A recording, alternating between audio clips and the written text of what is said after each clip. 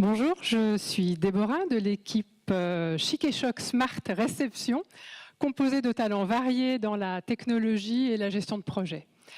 Le défi que l'on a choisi, c'est améliorer l'accueil du service du logement et des gérances pour fluidifier les démarches citoyennes.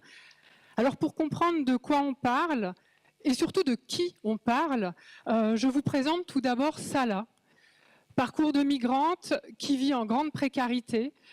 Elle veut un appartement subventionné très vite, mais qui d'ailleurs ne sait même pas si elle est éligible et dont le traitement du dossier durera environ 2 mois pour qu'elle reçoive enfin une réponse pour éventuellement commencer à postuler.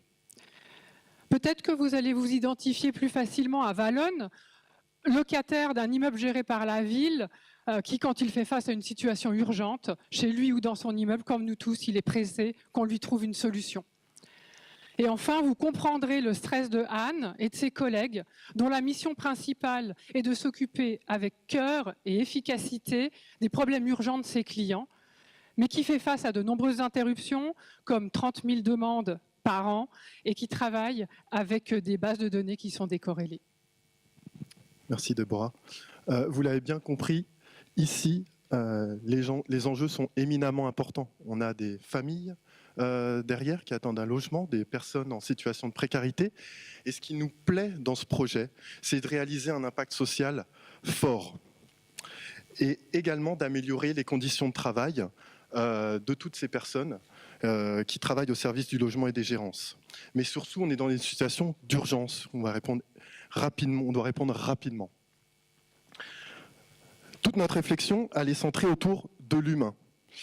Et on a ajouté un support digital à toutes nos solutions.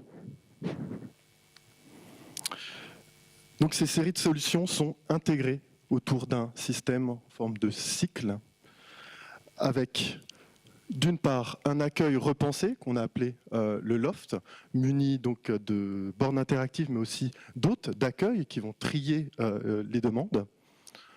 Deuxièmement, en reprenant donc la situation de Salah, qui va être informé par des notifications push de l'avancement de son dossier via le canal de son choix.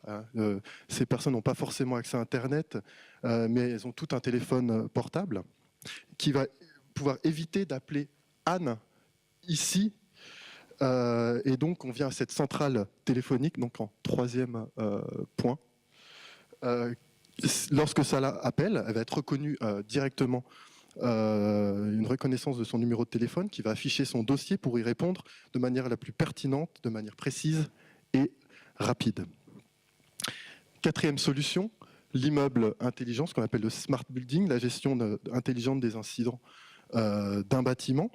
Dans le cas de Valonne, lui, donc lorsqu'il va appeler, il va être géré de la même manière que Salah, et un ticket va être directement, automatiquement créé via la passerelle pour démarrer rapidement sa prise en charge. Deuxièmement, en termes d'immeuble intelligent, donc, et le concierge peuvent démarrer des tickets également, avec des signalements proactifs pour éviter encore une fois d'appeler Anne. Lorsqu'il y a un problème collectif dans l'immeuble, au lieu que 50 personnes appellent Anne, eh bien, ils vont être notifiés directement via ces notifications push. Et également, le système, donc enfin, ce système CRM qui génère des indicateurs pour permettre une amélioration continue avec des mesures sur la vétusté des immeubles, par exemple, l'objet des appels téléphoniques, le traitement des dossiers.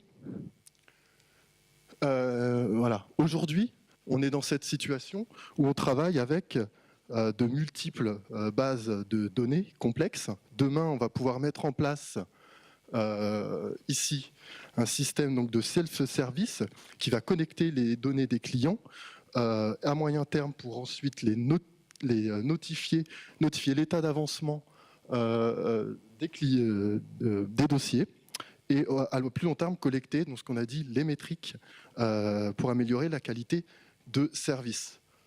Enfin, voilà, les bénéfices vont avoir un impact social fort dans l'action d'uniformiser, avec cette vision unifiée des données, de responsabiliser tous les acteurs et d'accompagner justement avoir un meilleur suivi. Merci de votre attention. Merci.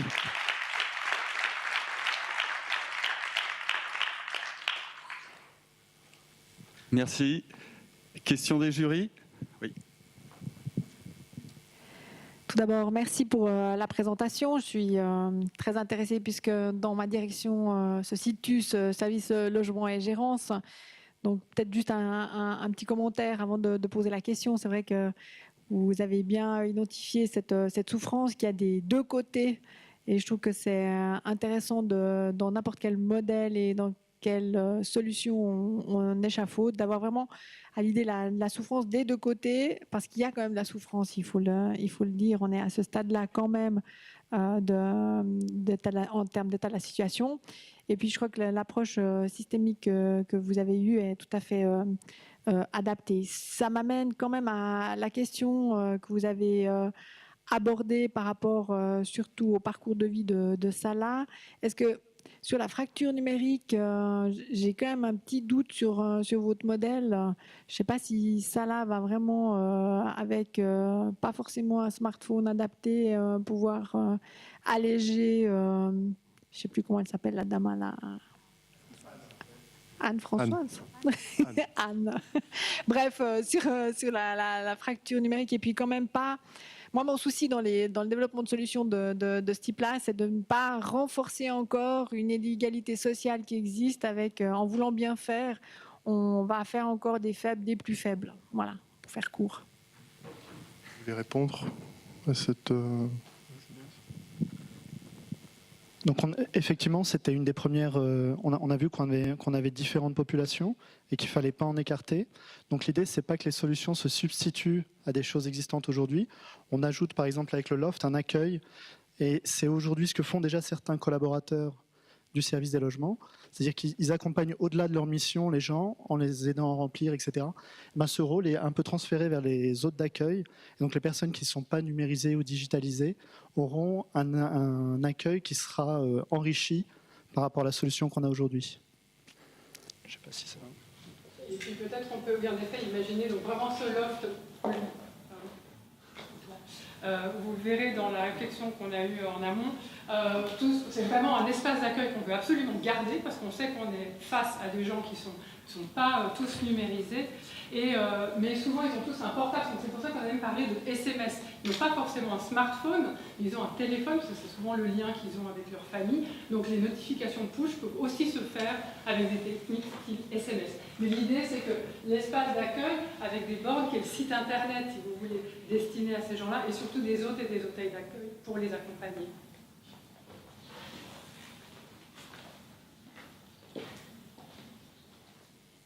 Tu voulais dire quelque chose? Non. Ok. Autre question?